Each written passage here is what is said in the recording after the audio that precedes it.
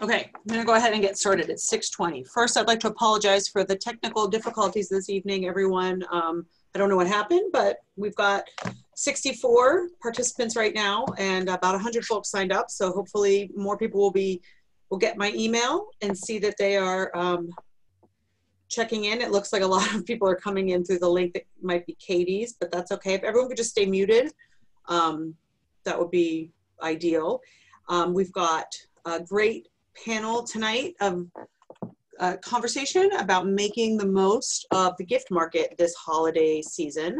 My name is Trisha Brancalini Foley. I'm the Executive Director of Handmade Arcade, and I'm super excited to introduce my panel this evening. We have Nisha Blackwell, the owner of Knott's Land, Samantha Bauer, owner of Luster, and she's also the artist manager at the Artsmiths of Pittsburgh, and Katie Johnson is a business support specialist with the Creative Business Accelerator. I don't know if that's her exact title, but I'm going to ask them to go ahead and introduce themselves and give a little background about who they are and their businesses and what they're doing, and then we'll jump into some questions. Yeah, I'll start since I was the last person that you talked about. So yeah, I'm Katie Johnson. I work at the Creative Business Accelerator. My full title is, it's like this made up title for a lot of the different things that we do. It's kind of long. It's a business support and impact specialist. And really what that means is that I support businesses, I provide technical assistance and some business coaching. I also track the impact and the efficacy of our programming, so to make sure that the things that we do and put out in the world are actually helping the people that we're trying to help. And I tend to also be the first point of contact for the CBA. If you're in the CBA or get our communications, they're probably from me, and I tend to be that first point of contact. So this is the face behind the name. Yeah, and I'll hand it off to my colleague Nisha, actually. Hi, everyone. I'm Nisha Blackwell. I serve many different roles and wear many hats. One of them is alongside Katie, supporting her work at the Creative Business Accelerator. My primary focus is with the Origins program. I'm here today to speak a little bit on behalf of Knott's Land Bow Ties, which is a handmade bow tie company.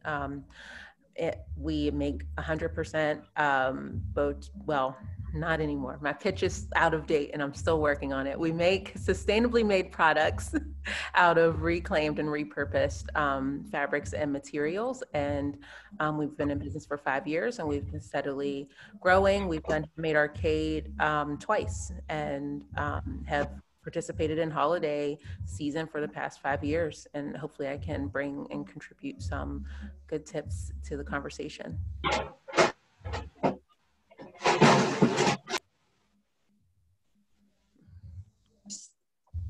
Samantha? I'll go. I'm Sam. My jewelry business is Luster, and it just turned 16 last month. It is small potatoes, but it keeps me going. I like it. It's more of a hobby than a career. I'm also the artist manager at the Artsmiths of Pittsburgh, so artists bringing in their work come to me, and then I make sure that it gets to the sales floor and looks well displayed. I also try to bring in new artists and recruit. I enjoy working with all the artists. I have done Handmade Arcade, I think 9 times. I think this would have been my 10th year in person. And I love it. And I'm so excited that I joined the planning committee a year or 2 ago. And I just like trying to help all the artists in the Pittsburgh area and beyond. And I hope that I can offer some advice tonight. I'm sure you can. So we're going to jump right in. First of all, some of you are coming in through a link that was shared that was meant to be for a panelist for Katie. So if you came in and you look like, you know, you're a panelist or not, sorry, just keep yourself muted and keep your camera off. We were trying to quickly get everything fixed with the bad link. So we're going to start, I'm going to ask a general question. It's more for Sam and Nisha, who have handmade businesses. When you see the holidays approaching, how do you start to switch gears to prepare? This is a different year than ever before, so, you know, I don't know if you've got some new plans, but let us know like what you've done in the past and what you're planning for this year. Nisha, would you like to go? Sure, I'll go first. I'd say, you know, high level, traditionally, I kind of step back and look at where we've been, what we have, what inventory and you know, what assets we have to take into the holiday, and, you know, some of our previous seasons collections and things that maybe we can, you know, offer a discount, or we start to think about different pockets and buckets. And I also look at like our strengths and I look at our weaknesses and start to really hone in on the weaknesses sooner than later. Traditionally, one of our weaknesses has been shipping and, you know, getting sort of backlogged with shipping. And so that's the thing that I've been sort of starting with, which is interesting because we haven't, I mean, I think a lot of businesses start with inventory and things like that, but we've really been digging into a new shipping system that we've dealt with, and I want to feel really confident and comfortable with that, especially this year in the times of COVID where we're going to have to lean so heavily on that system. The holidays for me, I feel like August 1st, there's something in the air that I'm just like in the holiday mode. It's Christmas from then to the rest of the year. As far as the artsmiths, I'm reaching out to artists to start asking them to bring in holiday themed items early so that we can get them on the sales floor and get them promoted. For Luster, I'm just this is the first year I'm really putting emphasis on my website. I just have always just let it kind of sit there before, but this year is really the only way to shop it. So I've been really trying to put a lot of work into it and just trying to, like Nisha said, just laying out the inventory and seeing what I have or what I need to get together. And yeah, making sure shipping is a priority is a really good idea. You're muted, Trisha. Of course I was. So I'm going to skip ahead a little bit to my third question. You both brought up shipping, and I wanted to bring up the post office. And so next week, next Thursday, we are doing like a special webinar on navigating the post office. I was able to get some really great insight from an employee, but so you sign up for that, but I wanted to just ask, or just sort of say, like, when you're getting ready to ship things in a normal year, I'm sure you have a process, but like with things going out slower or packaging, like, things might be taking longer just because of like the way things have slowed down a little bit. Also, coupled with the fact that many people are going to be shopping online, have you thought about a strategy to plan out how you're going to get your packages out, how you're going to make sure they get to people in time for holiday gifts? And have you thought about like the language you're going to put on your orders or on your website or on your like confirmed purchase emails to let just to keep that communication open? I'm gonna maybe. Yeah. I do you want me to dive in, or you can go first, Sam? Oh, I'll be quick. I think people will offer you a little grace this year with all the given circumstances. I think just as soon as you get an order, try to ship it out as fast as you can. I always try to use a tracking number so that if it's lost somewhere, we can try to track it down. If you can offer a local pickup or a local delivery option, I don't think you should drive yourself crazy driving all over the city if you're here in Pittsburgh. But if you have one day where you want to set up somewhere and have everyone pick up, I think go for it, just to try to eliminate all that shipping. I don't know. I think that's the best we can do at this point. Yeah. Go ahead, Nisha. Oh, that is on point. Local pickup is a thing that we'll probably definitely emphasize, especially during like our Saturday hours, and we might even have a Sunday, open up the shop on Sunday for local pickup, because that's going to help us sort of manage some of the packaging end of it. Traditionally, we've had shipping days, like, okay, shipping days are Tuesdays and Thursday, and we have a really close relationship with our mail person that they drop off these postal bins, and she knows like to check in on Tuesdays and Thursdays. It's so great. So I would say make really good friends with your postal person. And if they change, make friends with that person, because they're going to be key in knowing that there are packages to pick up and prevent you from having to keep going to the post office. Again, previous years, we would be running back and forth to the post office multiple times and doing things, but I'm trying to think of it, especially because we have production days and we have packaging days. So I'm a person who likes to compartmentalize things and keep them like really like, okay, this is shipping day, and we know we're packing everything the day before and getting it ready for the post office. And we may actually add another shipping day to help keep things like moving and rolling. And, you know, we have a student who's coming after school for a couple hours, and she'll probably help us get some things together in that like other shipping day. So again, just kind of not overwhelming yourself, because there's going to be a lot of moving parts to this holiday season, from online inventory to, you know, the making itself. So kind of really getting a grasp and creating a plan. I would say map out a plan and multiple scenarios for different things, and the relationship building with the post office is also a good thing. Yeah, and just like an added thought, something that I saw on a, sorry if you can hear my dog howling in the background, I apologize. A thing that I've seen on websites that has worked really well is that people will actually have a banner at the top or some type of information saying like what day things ship out. And they'll also communicate that in their email.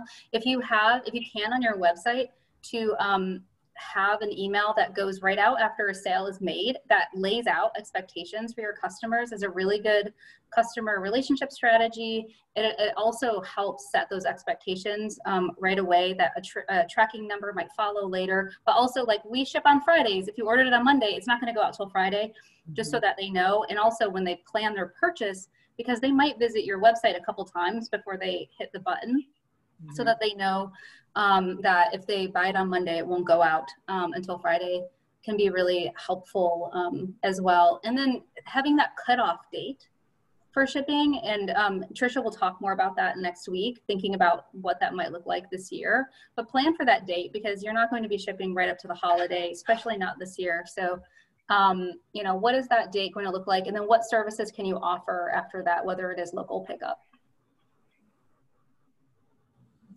That's all great. That's all really great insight and advice. One thing that I feel like I'll throw out there: if you don't have a postal worker that comes to pick up from you, I was told by the postal worker that I spoke with that if you have a really big order, and I'll talk about this more next week, you can call ahead. You can let them know that you're coming in, and then that way they know that you're coming in, you know, at a certain time, and they can have two folks working at the front desk, because a lot of times there's only one person at the table, depending on the post office and so then they'll know that a big order is coming in, and they can potentially have a second person up there to help, so you don't end up causing like a huge backup, and that, you know, keeps people happy.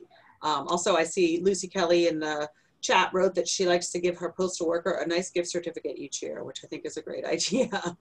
So when you think about you know, your shipping and sending things out and getting your products together, do you have any strategies around creating special offers? I think free shipping is, you know, a wonderful thing that, you know, some big box stores can do, but I don't think small makers should be doing that.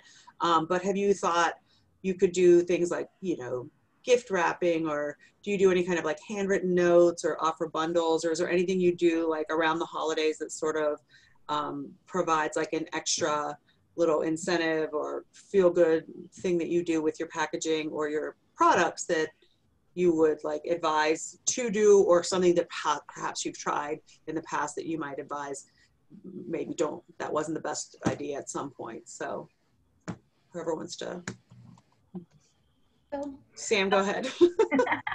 I think this right here is what sets us apart from Amazon and all those big box stores, is that you're going to get this little package that is hand assembled, hand wrapped, and a little thank you note inside. It goes such a long way. Like, this is coming from a human to another human.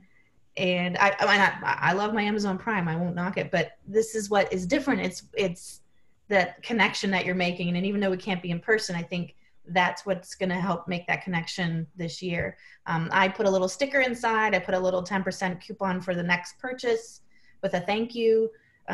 Once in a while when I have, like, I'll have little earrings that have never sold or lower end items, I'll throw a couple little freebies in, like, hey, thanks so much. I know that your daughter would like these, or, you know, just putting something in there, even just putting washi tape on the outside just to make it pretty. I think all of that goes a long way with just making it personal. Yeah, I couldn't agree more. The handwritten notes are something that I'm big on. Before our packages get, like, everything will be assembled, and the last thing that gets done is the handwritten notes, and we just kind of go down the line and see. And especially if I know the person, then I try to, like, address it, like, personally, if it's like a loyal customer or someone who's been purchasing from us. But, you know, if not, then I still just make sure to show that it's been pinned by me and saying, like, thank you.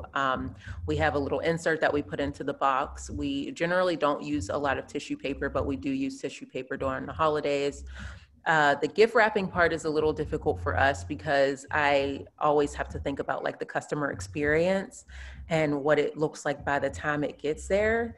And I'd almost rather not do something that I'm afraid may, you know, kind of crumble or come apart. So I will do, like, a little bow on it. Ribbon goes a long way, or something that looks the extra mile, but doesn't, like, necessarily, because the post office at that point is just throwing things, and our things aren't in, like, a box where we have a padded mailer. So it's not really, things can move around, and I'm often afraid of the gift wrapping, but tissue paper and a nice little note and a little thing on the top. And we post those on social media. Like, we'll, like, show them going out, and people get excited and be like, oh, I didn't know. And another thing, as Katie kind of mentioned, this, like, idea of, like, this point of sale experience. And we do ask our customers, is this a gift? Would you like a note? Add any additional details about the person in this area on our website. That way we kind of know ahead of time if it's, like, something super special, or if we should just do our regular special stuff. I think that the last piece, I mean, this is all really, really good, but thinking about the holidays, you know, this is like the gift market. So, you know, what Sam was saying about it being, you know, that part of the value proposition is the human touch. It's the human touch, it's the storytelling, and then it's the specialization. So those custom notes, those custom services. If somebody's buying a bow tie from Nisha and they want it sent to their dad in Utah, and they're not going to see their dad, especially during, you know, there's, like, COVID, it's a really intense time. So if you're able to add that special touch with a handwritten note and create this really special moment for them, then that's how you're sort of beating out some of these big box companies. And you absolutely, as a maker, you absolutely have the upper hand there. Just figuring out how that works for your business and how to do it in a somewhat streamlined way, like how to have your website working for you to make sure that that's all staying organized, and that wires aren't getting crossed. Because when you are specializing that much, there's obviously the possibility that things go awry. So there is really a sense of organization and order and confidence is helpful. And this might be a time where you need a little extra hand too. It's okay to have help with shipping and have, you know, someone jump in if you need it. It might seem hard to think about paying somebody right now, but the idea is that hopefully you're building a customer base, and this gift that goes to the dad in Utah, he loves it so much that translates into other sales. Like, this is a strategy to build your network. And the Handmade Arcade is a really great, this digital platform that's being built is a way for this huge market to start moving out of the region and start moving nationally. So thinking about this moment in that context is important. Yeah, and to kind of add to that, these are things that I do. I mean, even if we don't have a extra set of hands or something, if I'm like watching TV, I'll take the ribbon home and I'll just start, you know, measuring out the ribbon and cutting it and cutting like chunks of ribbon just to prepare for a holiday, you know. And even if we don't use it for holiday, we can use it another time. We try to use something a little flexible in that, right? But yeah, it's really just about planning and planning beyond the making and the inventory, but for those other things that you can just start kind of doing in between time. So I have a question. I want to circle back to this same topic. When you write the handwritten notes and when you think about branding and like that, do you write them on like a little branded piece, like a branded little note card that has your logo on it, or that has like a little, do you have like a postcard printed maybe with like a little story and a picture and then you write it on the back? What, like, just like kind of visually maybe talk through like what exactly like it looks like, because I know, you know, like some folks like really like they want to do a hand stamp or something and write a little note. So just, you know, creative ideas are always fun to share. I've done a variety of different things. I would say that we have inserts that year round are in our packages, and they have like my digital signature printed on them. So that's one way. And I know like if we happen to not get that, they will get that thank you in when they look at the product and the tag on the product. But then there's other times when I've purchased like a bunch of quote cards from Etsy, like with different quotes on them or the same quote, and just it's a quick like thank you so much, Nisha. And that way it's like that middle, that hybrid. And then there have also been times when I didn't have anything on hand and I've used a Post-it, or I've signed the outside of the package like hello, thank you so much, you know. So it's really been a multiple thought. Like I just don't like to let any package leave here without having something. And that's just the bottom line of,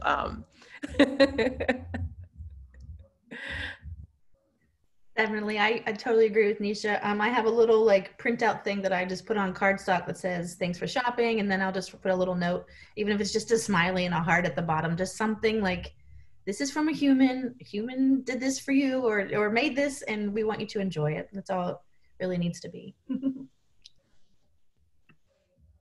Okay, great, thank you. So have you, either one of you, and I know Katie probably has some ideas around this as well, when we have thought about like cross branding or collaborating with another maker or another local business to offer like a gift bundle where you would have like, you know, maybe, I mean, this is completely doesn't pertain to either one of your businesses, but say for example, you're a ceramicist and you make, you know, beautiful mug, like teapots, and then you maybe collaborate and get tea from someone who makes specialized tea and maybe sell it together. Have either of you ever thought about doing that or considered that or talked to anyone about that, or do you have any thoughts around that collaborative idea?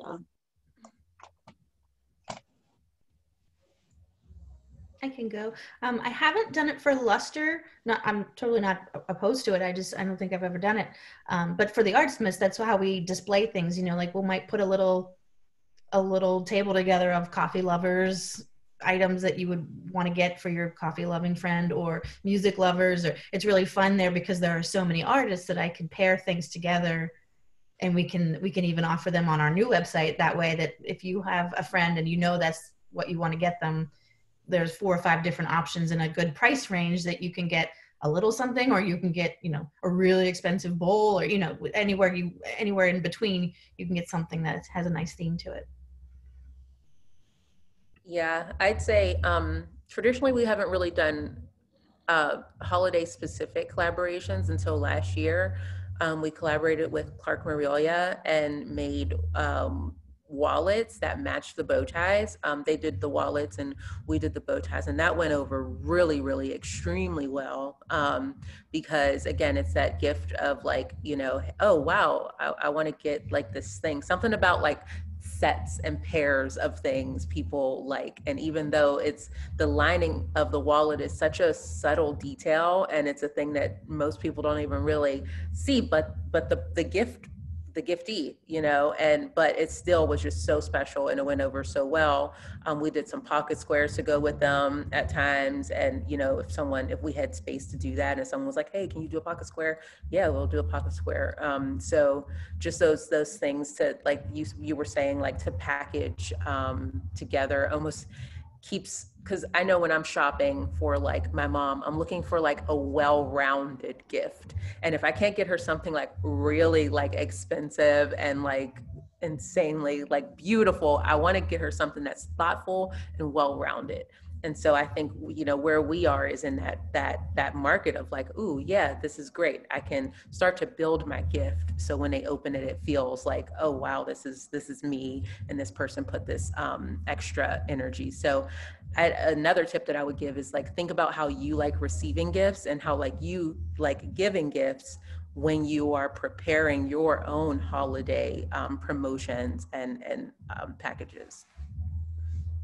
So when I lived in Asheville and had my own pottery business like a million years ago, million lifetimes ago, that's a great community. There's a lot of makers there, as many people know. And a strategy that we would use is it would be as simple as tea in a mug. It's great. It's like classic. It's simple. But also people would basically create these like combinations, kind of what Nisha was saying, but the collaboration that you had with Clark Morelia was actually a design collaboration. Like it was relatively intensive, but businesses, including my pottery, we would kind of create these little packages where it'd be, you know, a bowl, maybe a table setting, you know, like a mug and a bowl, or hand carved wooden spoons to go into a salad bowl. Just these things. So you're mixing and matching existing products, but you're creating sort of a set. And actually the salad bowl with the tongs, the hand carved tongs, we used to sell really, really well for me because that's just like so nice and complete. Another example would be a cheese board and then having the sort of accoutrement that go with it, whether it could be edibles or it could be the tiny little knives and forks. Excuse me.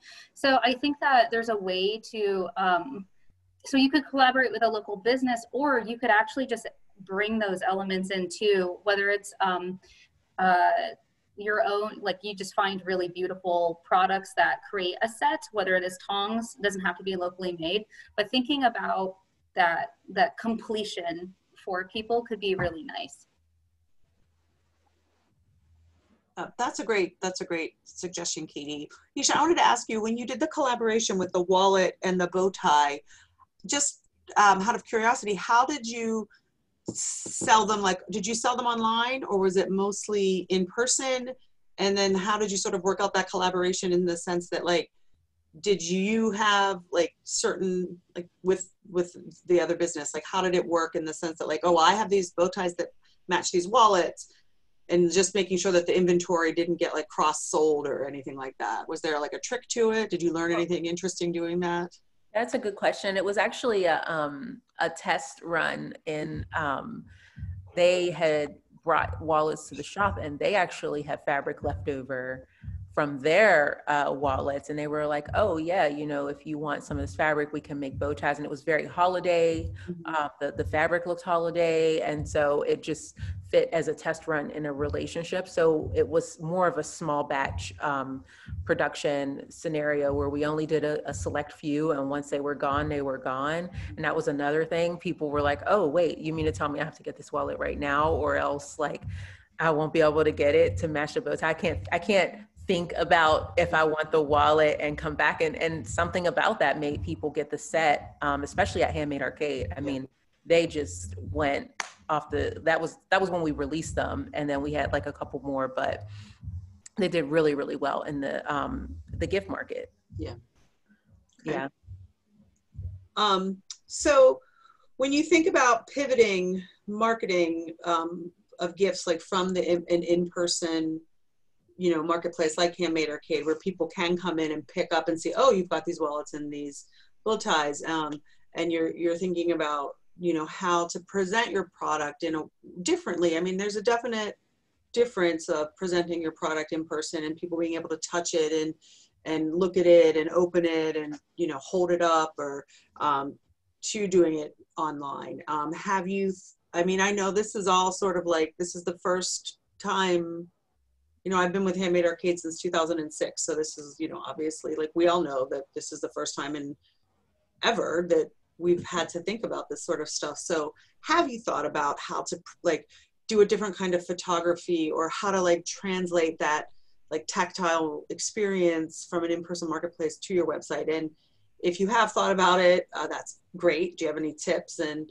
if you are thinking about it and you're struggling with it, like, maybe like sometimes I'd find when I'm struggling with something, if I say it out loud, somebody else can help me think it through. So just curious, like, where you are in that process. Yeah. Was that directly directed towards me, or is sure. It's directed toward, yes, because I feel like I'm looking right at you, Nisha. That question made me kind of emotional, because Yeah. I do realize that, the experience of in-person, and especially textiles, and our bow ties, like, we've heard it over and over again, like, they're so much more beautiful in person than they are. I mean, they're beautiful online, but like the experience in person is just, and so figuring out how to tell that story, especially to a new market, like, our online sales have grown mostly because of our loyal customers, like, just from a e-commerce standpoint, because it's folks who have experienced the product and saw it, even if they didn't purchase right then and there, they come back and get it because they know they understand what it looks like and feels like. So I think this year, what we're going to really have to rely heavily on is like the storytelling and the understanding and translation of materials and textures, and how to explain that a little bit more. I just was taking pictures of fabric today, because I'm just like, we've got to start to have conversations about fabric, like more conversations, because we haven't really had to do much of that, because folks, it's like, you see it, you feel it, and we let other people experience it in their own and translate in their own kind of way. But now we've got to kind of translate that and bring that experience to a digital space. We're still processing that and thinking through it a little bit. Do you, and this is for Sam as well, I follow both of you on social media, and I think you both do a really great job with your picture taking. And I think that you both have really colorful, Sam makes some really colorful, beautiful beaded jewelry, and you make with your textile and your fabrics some beautiful, beautiful work. And I see that I feel like when I look at things, I look at them through a different lens, because I run Handmade Arcade, and I look at things from a very different lens than, like, say, like my mother would, or just somebody who's looking for a gift. But I feel that the both of you take, beautiful pictures, really colorful, really bright, well lit. And so, Sam, I'm going to ask you, what do you do specifically, or if you want to like backtrack and answer the first question first, I don't want to be a debate moderator, but I want to know if you, like, what do you do for your pictures? Because I think that, like, if you hire a professional, if you do it yourself, how you do it, because both of your products, I think, from my perspective, translate really well into photography. And I understand that the mediums that both of you use will require some more explanation online. So for me, the best thing is to go outside and use natural light. Last Saturday, I think it was a little bit overcast, and that was perfect, because my crystal jewelry, when it's too sunny, it's just like one big burst of light and you can't see it. You can't really enjoy it. So I sat out there, and I think I took like 400 photos of just different things. I just kept snapping and snapping with my phone. That's all I really do. And I have a little setup that I use in the house, but anytime I can get outside, it definitely helps.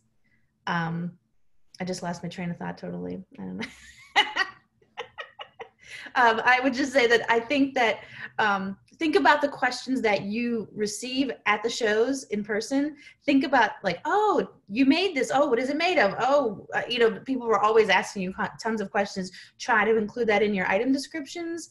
Try to think of all your senses and what you need to see or know or hear. The Bath and Body and the candle people, I always feel the worst for, because it's so hard to know how good that's going to smell until it gets to your home. But just try to use your senses and how you would describe this item so that they have to have it. Yeah. I What about actually, you, Nisha? can I ask a question about, course. for them? I'm actually curious because the in-person piece has kind of gone away a little bit. So that was such good advice, and it actually, Sam, and it got me thinking, do you think that you're going to have to change the way you do your storytelling to accommodate for the fact that people can't interact with it? And one of the things I'm thinking about is function.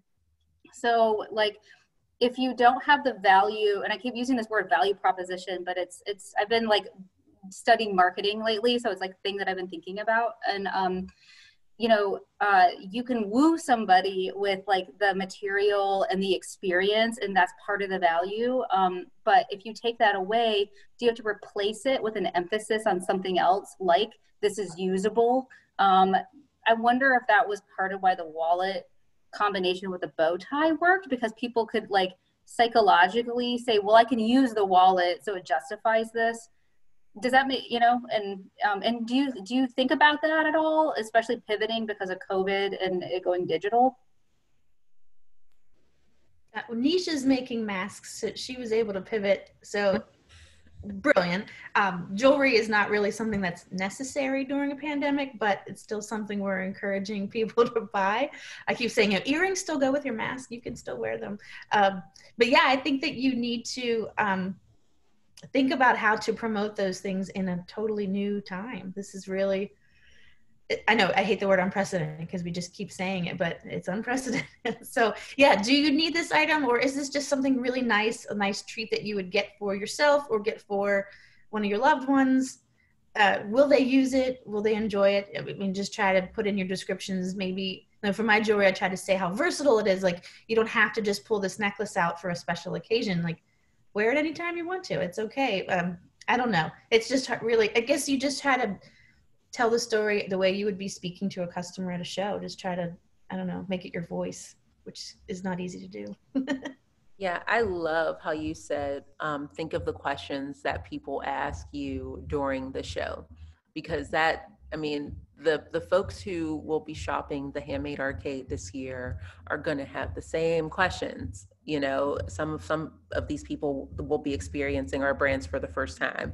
And so it might be helpful for some of us makers to do a simulation or some sort of like test run, like, what questions do you have? Because we haven't been out in the world. We haven't gotten a chance to talk to our customers in a while. And so I think that could be really cool. So if you have someone around that you can just have do that with you at some point, I think that would be super duper helpful. I think, even for me, would be helpful to think about the language, because when you're in it, you speak a certain way. And, we've been speaking to thus far many of the customers who have already experienced NOSLAN, and they're already sold. But what about the people who need to be like educated and understand, like Katie said, functionality and what the experience of the product is? And someone put that necklaces and earrings are good for Zoom meetings. That's another thing that we've been relying on for bow ties. Is like, people still wear bow ties on Zoom meetings. So, figuring out ways to connect the world we are in now to the products, and every single one of our product connects. I mean, even if you just want to look nice going to the grocery store with your mask on and your earrings, my goodness, like that. I mean, your mom may want to do the same thing, your aunts. And so figuring out those subtle ways of incorporating like the time that we're in now and that experience online and translating it. Yeah.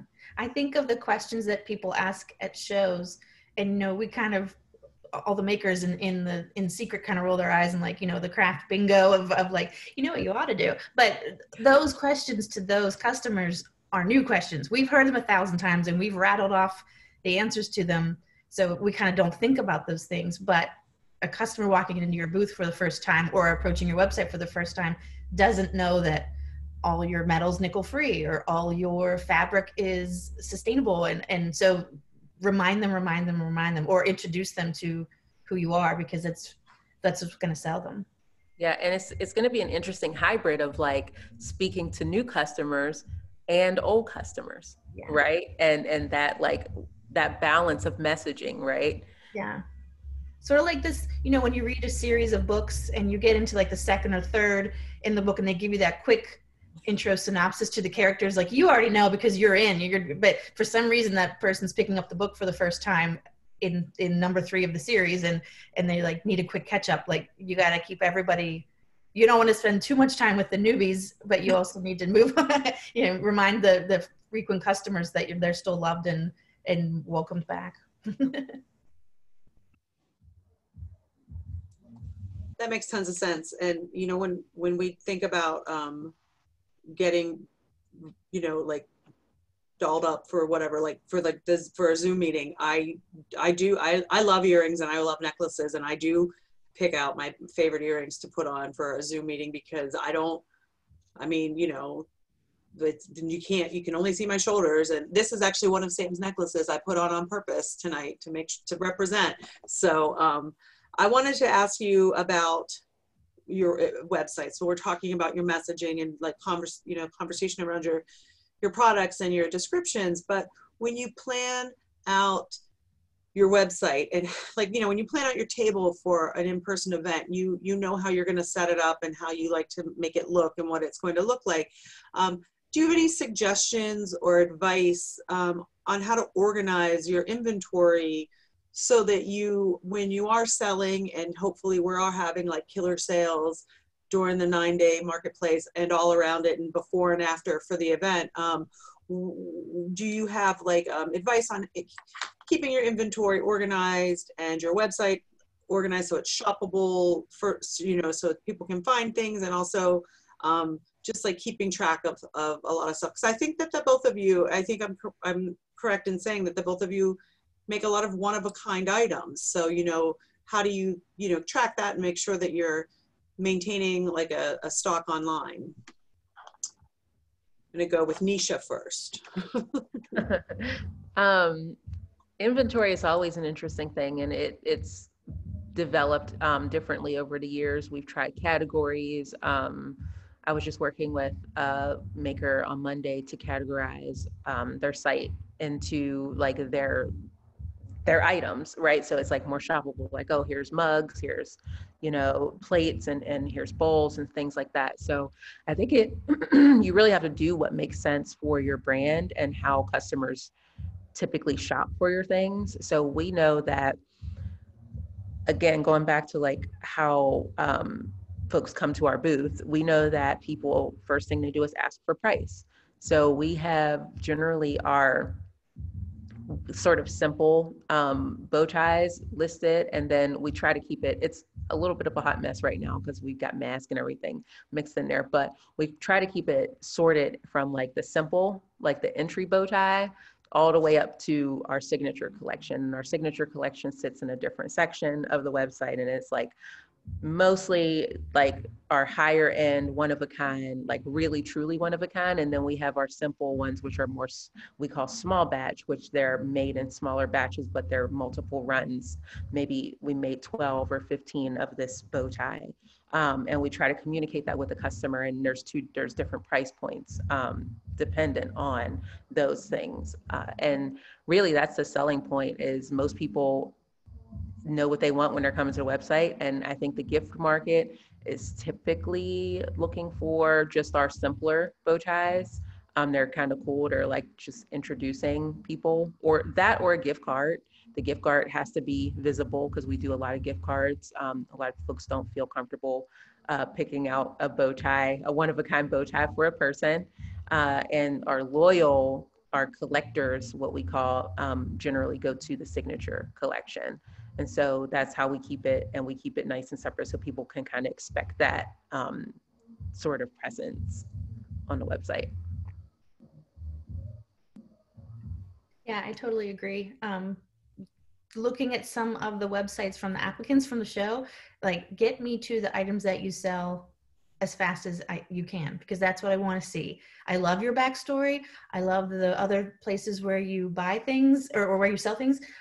But show me the goods. I guess is what I want to see first and foremost. I think Nisha's right on the money, like to put your simple collection or your best sellers up there first, and then keep the signature collection a little higher end, like not private, but keep like make you kind of dig for it. So, you know, like those customers are a little more committed to wanting to buy something.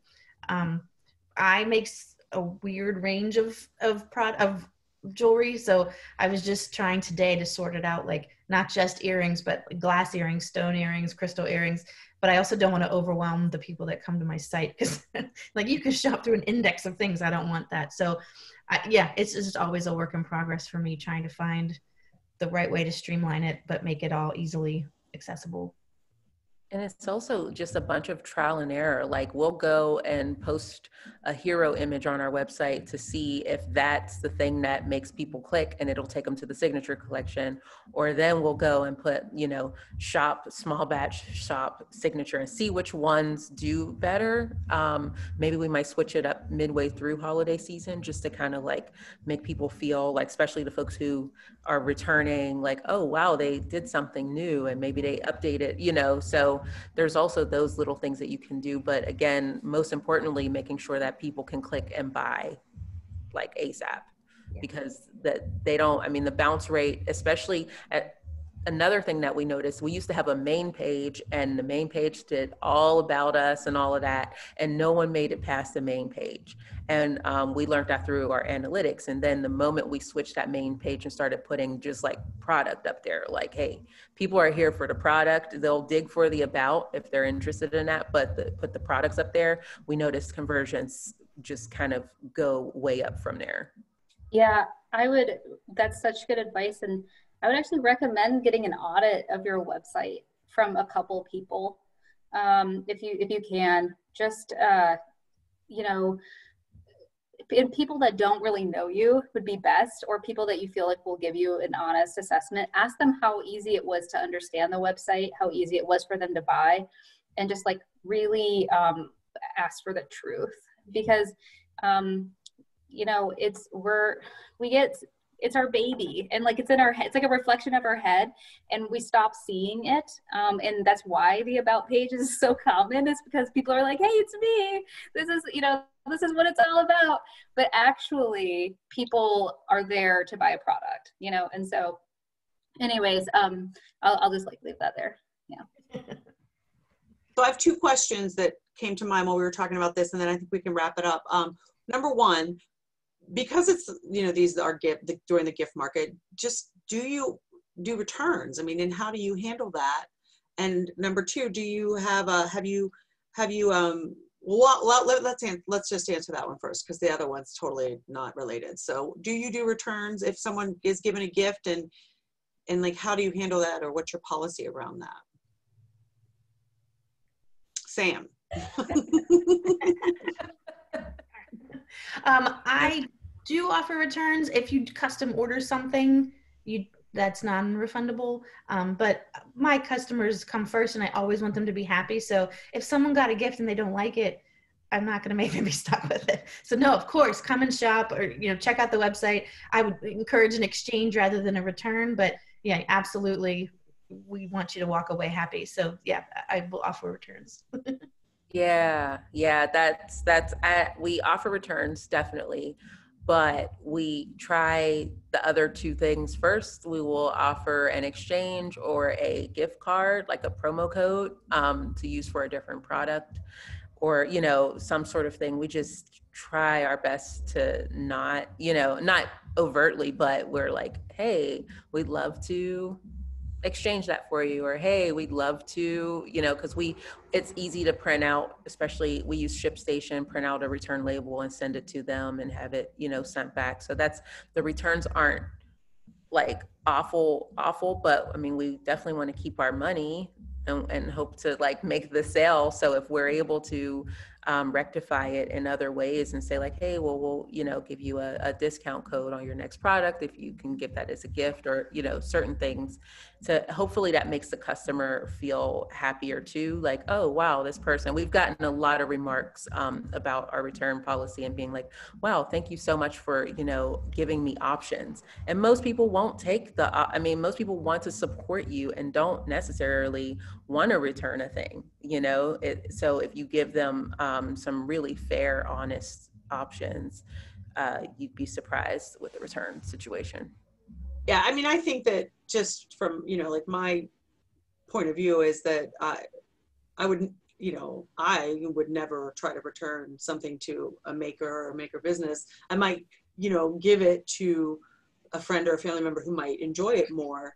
But I just was curious if you had a policy around that. And then my final question is, when we're talking about organizing your website, what platform do you use, and do you really like it, or have you switched? Have you tried one and switched? Do you have any advice you can give around that? Like if you found one that works better for helping organize your inventory and tagging things for your search engine, or some of them may have like SEO capabilities that are easier to manage than others. So we'll start with Nisha on this one. I have Squarespace. I've had Squarespace for a very, very long time. I came to Squarespace from Big Cartel, so that was a jump. And Big Cartel, not to knock it or anything, it just didn't do the things that I needed it to do.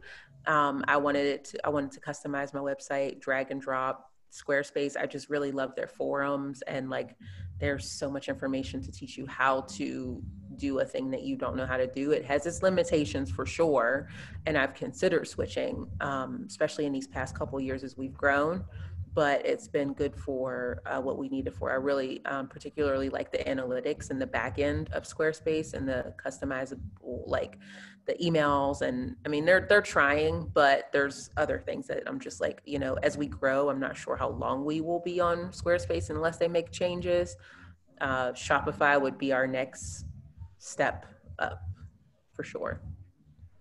I'm using Shopify. I also came from Big Cartel. It's funny that you said that. Shopify just is for if you're a ding dong like me and you don't know about web design or coding, it's perfect for me. I just have to plug in my info and it works. I think you can still play with the coding my son can do that. I can't. If you need to tweak things, but I don't need to. I think it just works really well for me. And I like the analytics, like Nisha said. I can see where people are coming or what they put in their cart, and I can see the abandoned checkout, and they can send those recovery emails.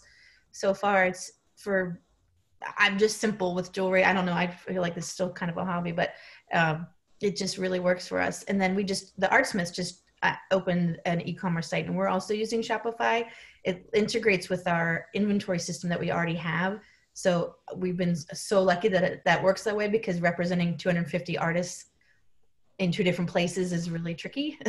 So this is great, because when somebody buys it in the store, the register logs it as sold for both locations. So it's been wonderful. Like I can't promote Shopify enough. I think it's great. Is there, we've gone through all the questions we thought. Is there anything, you want to add? I when you got emotional about not having the in-person, Nisha, I understand that feeling so well. When the day we decided to officially cancel our in-person market was a very emotional, difficult day for me. So I get that. And I really think that, I really appreciate you guys spending your hour plus with me tonight and sharing all this super helpful information. We have, a bunch of webinars coming up with way more. We're going to take some deep dives into some things we touched on tonight, like the post office and customer retention and some other storytelling. So the folks who are still here listening, be sure to check that out. Oh, it looks like we have a question. Someone's asked, if we only have Etsy and no website, how can we personalize and organize more? Does anyone have any experience with that? I really don't, so I don't want to weigh in. It looks like Katie might have some input on that. Well, it's Etsy's continued to change since I used it personally, but I think that it's really a struggle these days because Etsy's become so big. One of the things that, so there's no SEO really. I think paying actually for ads or sponsorships to push your store up in the search is worth the money if Etsy is the only digital presence that you have. I know it can start to feel kind of expensive, but you're really, and depending on what your products are, you're really in a sea of makers. And so it's hard to distinguish yourself. There are on the back end just search words that you can use. They have forums and things about this that you can dig into, but you can tag your products and use other techniques so that they're showing up a little more easily in the Etsy search engine too. So being really crafty about that and thinking both broadly and specific is a good way to do it. So you want to catch those big words like leather, or something, but then, eco craft or some of those like smaller things too that people might be looking for. Think about the ways that you feel like your products stand out and really try and highlight those in your product descriptions and the language you use so that the search engine can kind of work for you to help lift your page out of the ocean of businesses that you're sort of competing with really in a scenario like that. It looks like somebody commented under the name of Katie Johnson, but I think it might be somebody who's logged in as you, that says Etsy Plus offers some additional personalization. So that might be something to look into. Was that you, Katie? I wasn't sure because there's, okay. No, it's another Katie. Okay. That's another Katie Johnson out there. There's many of us. We have a couple here tonight. We have an army of Katie Johnson. It was Jessica Shaver. I thought it might be Jess. Jessica does some Etsy Plus stuff, so she would know for sure. And one question, Nora Thompson asked, if you pay for return shipping yourself rather than have the customer pay, how do you go about doing that? Do you, when you have return shipping, do you have a plan? When I've done it, I've just had them ship back to me. And then when I offer the refund, I just include the shipping charges. Or just say, if you want to exchange this, send it and I'll send it and credit you, or, we just kind of work it out. Nisha was talking about ShipStation and returning on return labels. I don't know if you want to mention how that works for you. Yeah, both ShipStation and Stamp.com have a return feature where you can click a button and it'll just swap the addresses and you can email that to a customer to print out themselves. That's worked really, really just super seamless for us in any event that we had to return. Yeah, and that seems so professional. Like, here's your return. Yeah, and it looks like Shopify might offer that service as well. Yes, thanks, Lizzie. Mm-hmm.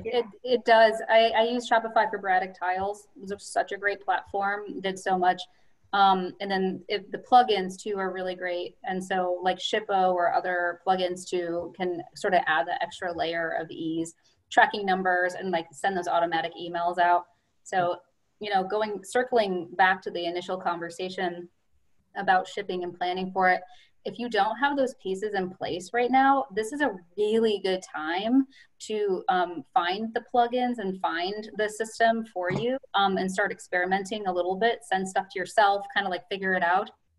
And get that in place, because those systems will make things easier for you. I promise. It's worth the time. Yeah, I'd say, we used to use just stamps.com and it was a little bit cheaper than ShipStation and it got us pretty far.